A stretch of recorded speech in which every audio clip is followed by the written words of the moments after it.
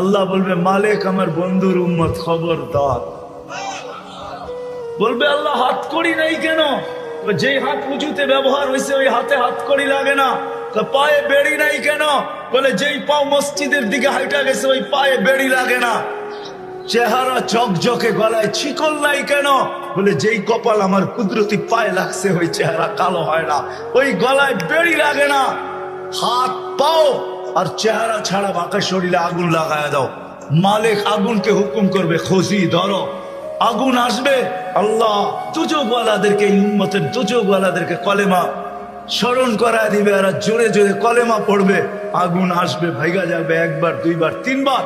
মালিক আগুনের লাঠি চার্জ করবে, আল্লাহ আগুনের মুখ খুলে দিবে। বলবে লাইসালি সুলতান আলা মান ক্বালা লা ইলাহা ইল্লাল্লাহ মুহাম্মাদুর রাসূলুল্লাহ।